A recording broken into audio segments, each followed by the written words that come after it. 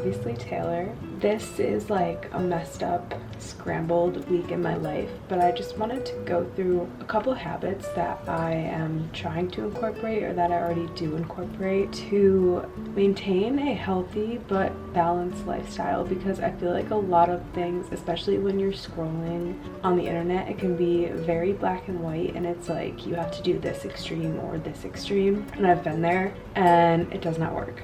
So I wanted to kind of show what little habits I do to make it easier to live a healthy lifestyle, make it easy to do things that make me feel good, but also do things that maybe aren't really seen as healthy but are healthy to me, because it would be unhealthy for me to restrict these types of relaxed, fun activities. And I'm just here to show that you can do both if you want to.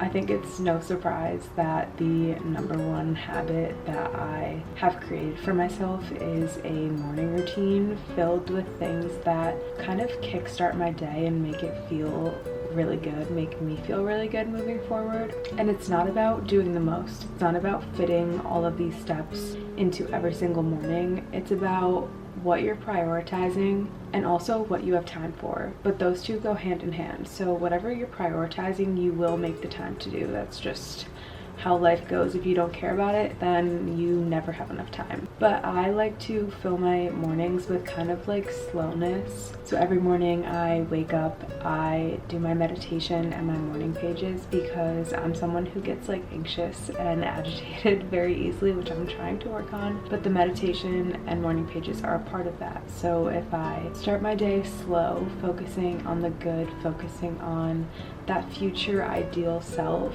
and letting all my thoughts come through and working through them before I jump up and rush into my day and then get bombarded and I'm overwhelmed and pissed off.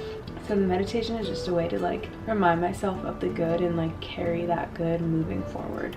The morning pages are just an extension of that. So if I have a problem that I can't get out of my head, or thoughts that are messing up my mindset, or any ideas, it doesn't have to be all negative.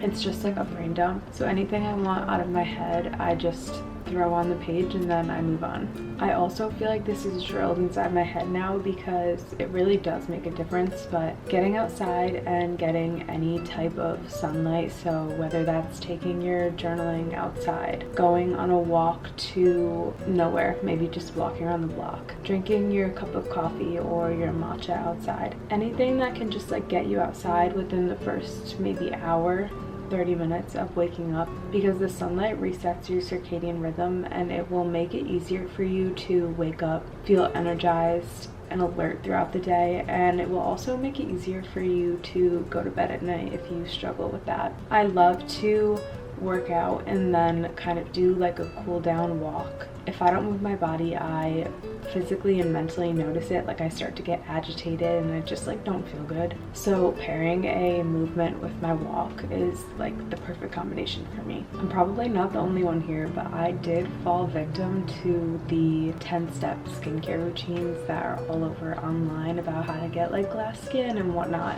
And it just kind of like made my problem worse, because when you're throwing all this stuff on your face, it might not work together, it might not work with your skin type. There's just like no need for 10 steps in my opinion. So I try to keep my skincare as simple as possible, especially when I have these other steps that I want to fit in my mornings. My skincare literally takes me like less than 5 minutes, and I feel like for me that's how it should be. But one thing I will never skip is my gua sha, and I will never stop talking about this. So.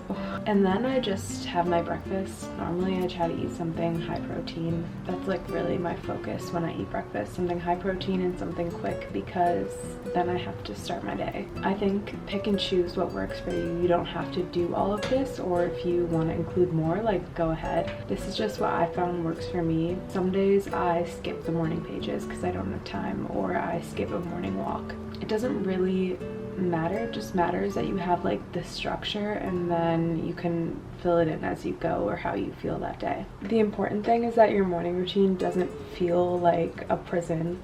It shouldn't feel like you're waking up being like, oh, I have to do this because I told you to. Fill it with things that make you feel good, and fill it with things that make you excited to wake up in the morning, because that's like genuinely how I feel at night. I'm like, I can't wait to wake up, meditate, move, and have my morning matcha. So don't make it feel like you are literally being held hostage by me to do all these steps. Like, make it enjoyable.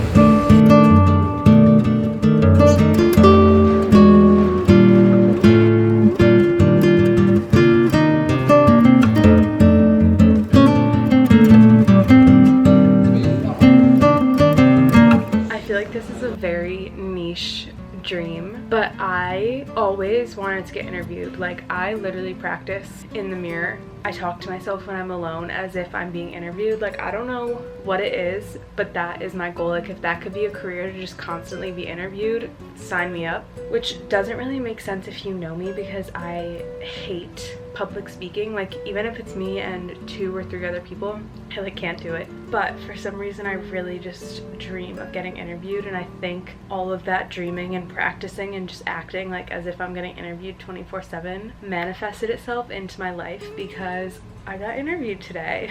I went to an interview this morning for this girl who is creating a platform for creators and UGC creators to connect with brands, which is kind of my vibe. Like, I'm not really a content creator per se, but I'm trying to break into more like film content creation. I might just be making up my own path, but you know, what's that one quote where it's like, how do you know if you're on the right path? It's because it disappears. I feel like that's literally what I'm trying to do. But anyways, yeah, I got interviewed by her today. It was great, except I feel like it's gonna be one of those things where I continue to think about it and then I continue to cringe out at myself, because like, what did I even say? Life is all about doing hard things, doing new things, pushing through, and I'm looking at this as practice for my future career in being interviewed. I also like normally don't typically say yes to these types of things, but I think my brain right now is just on a constant yes loop, because I'm trying to grow, I'm trying to learn new skills and just like expand myself. So I'm happy I did it. And of course after that, like, it had to be a day of treating myself, because I just, 1, got interviewed, like literally my dream, and 2, it was scary. So after that, where I got interviewed was right outside the Cooper Hewitt Museum, which was right next to the Met. So I went, I saw their dandyism exhibit, which I almost like cried, because if you know me, my biggest influence hands down is Virgil. Like, I love him. When he was at Louis Vuitton creating Off-White, like everything he does was just such an inspiration. He really paved the way for others to kind of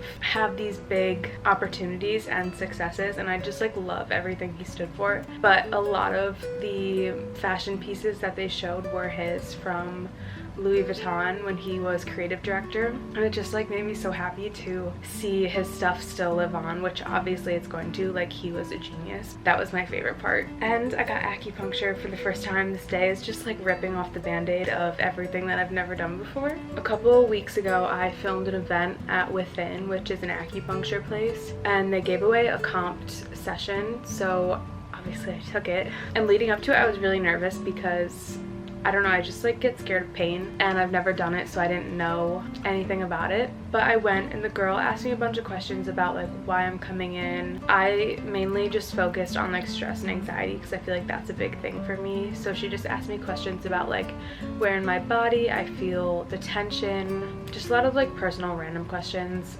to see where she needed to work on. And she told me that it was face up, and I was like, oh fuck, like I don't want shit in my stomach. That really scared me. She put everything on and it didn't hurt, and then as I was laying there she put like an eye mask on me and headphones, and I asked for a guided meditation, because in those situations like I need to hear someone's voice and just feel like I'm not alone, which maybe that's like crazy, but to me that helps me. And I was sitting there and I could like see the needles in my stomach, and I was actually like freaking out. I felt like I was gonna have a panic attack.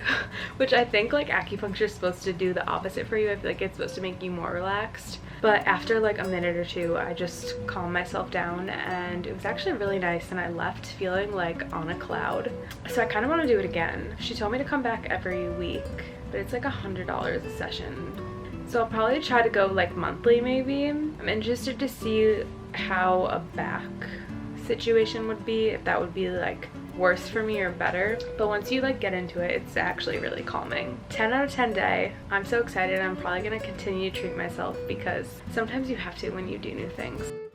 I think sometimes we complicate health too much. I think being healthy isn't about eating the most greens in a day or the most protein or working out 7 days a week, getting 10,000 steps in a day. I think health is more so about a balance. I think health is just as much spending time with friends, getting drinks, getting dessert, maybe not doing anything at all, maybe taking the day to lay in bed and binge watch a show or spend time doing an activity with your partner. I don't think we need to cram all of these health trends in our days. I think we need to focus on the balance and create little moments of joy and connection for ourselves, because that's just as important, if not more. I used to do all of the healthiest things I could think of, but I was lacking connection, not even just to my friends, connection to myself, and I was miserable and I felt unhealthy. So if there's any lasting message that you get from this video, is that it's good, it's important to have balance.